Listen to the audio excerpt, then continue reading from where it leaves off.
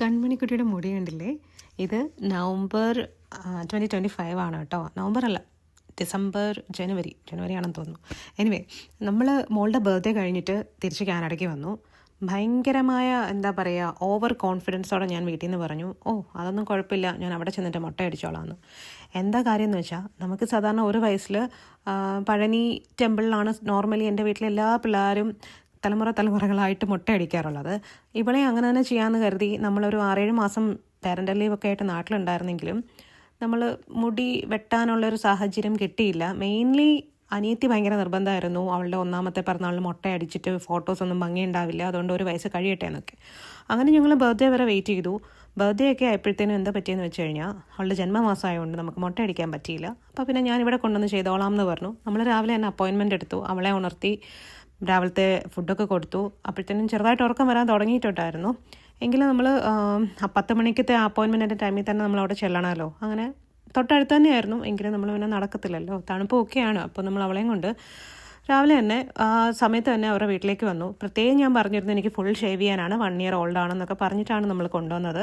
അപ്പോൾ ഇവരിവിടെ ആദ്യമേ കൊണ്ടുവന്ന് ഇരുത്തിയപ്പോഴേ അവൾ ഇരിക്കത്തില്ലെന്നുള്ള കാര്യം മനസ്സിലായി. അങ്ങനെ ഈ ഒരു ക്ലോത്ത് പോലെ അവൾ കെട്ടാൻ സമ്മതിക്കുന്നുണ്ടായിരുന്നില്ല. അപ്പോൾ പിന്നെ ഒരുവിധം എന്തൊക്കെയോ കാണിച്ച് അത് കെട്ടിവെച്ചു.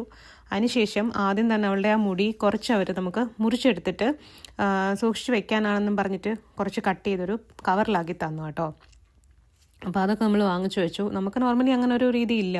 അപ്പോൾ അവരതെല്ലാം പാക്ക് ചെയ്ത് തന്നു, നമ്മൾ വാങ്ങി. അതിന് ശേഷം പിന്നെ മുടി വെട്ടാൻ തുടങ്ങി. ഒരു തരത്തിലും അവൾ ഇരിക്കുന്നുണ്ടായിരുന്നില്ല. പിടിച്ച് വെച്ച് നമ്മൾ ഇഞ്ചക്ഷൻ എടുക്കാനും കാത് കുത്താനും ഒക്കെ കൊണ്ടുപോകത്തില്ലേ, ആ ഒരു അവസ്ഥയിൽ നമ്മൾ അവളുടെ മുടിയെല്ലാം വെട്ടിയെടുത്തു. പക്ഷെ വെട്ടിക്കഴിഞ്ഞപ്പോഴാണ് ഞാൻ ആ നഗ്ന സത്യം മനസ്സിലാക്കിയത്. ഇതാണ് ഇവിടുത്തെ മുട്ടയടിക്കൽ.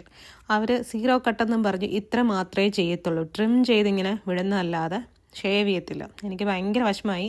ഇനി എന്ത് ചെയ്യുന്ന ഒരു ഐഡിയ ഇല്ല. ഇവിടെ ഇങ്ങനെ പറ്റത്തുള്ളൂ, കാനഡയിൽ ഇങ്ങനെ ചെയ്യത്തുള്ളൂ എന്ന് അവർ പറഞ്ഞു. അപ്പോൾ തന്നെ ഞാൻ തീരുമാനിച്ചു, ശരി എന്തായാലും എനിക്ക് മുട്ട അടിച്ചേ പറ്റൂ, എങ്കിൽ പിന്നെ ഞാൻ തന്നെ അതങ്ങ് ചെയ്യാം എന്നോർത്തിട്ട് അവളെയും കൊണ്ട് അവരോട് താങ്ക്സ് ഒക്കെ പറഞ്ഞ് $10 പോയി. എങ്കിലും ഞാൻ അവളെയും കൊണ്ട് വീട്ടിൽ വന്നു. ഇതാണ് കേട്ടോ, ഇത്രയാണ് അവരെ മുടിയിലാകെ ചെയ്തത്. ഫുള്ളൊന്ന് ട്രിം ചെയ്ത് തന്നു, കണ്ടില്ലേ?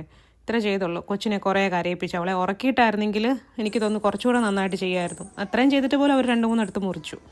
എന്തായാലും വീട്ടിൽ കൊണ്ടുവന്നു, അവൾ ഉറങ്ങി. ആ സമയം കൊണ്ട് ഞാൻ ഇത് ഫ്രണ്ടെല്ലാം വെട്ടിയെടുത്തു.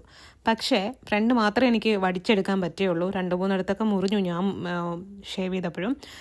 പിറ്റേ ദിവസം കൂടെ ചേർത്തിട്ടാണ് ഞാൻ അവളുടെ തലയുടെ ബാക്ക് വശം, അവളിപ്പോൾ തല തിരിച്ച് കാണിക്കും കേട്ടോ. ഇത്ര നാളത്തെ മുടിയൊക്കെ പോയതിൻ്റെ ഒരു ഇതിലും കുളിച്ചതിൻ്റെ സന്തോഷത്തിലും പുള്ളിക്കാരി ഇങ്ങനെ കിടന്നുറങ്ങി.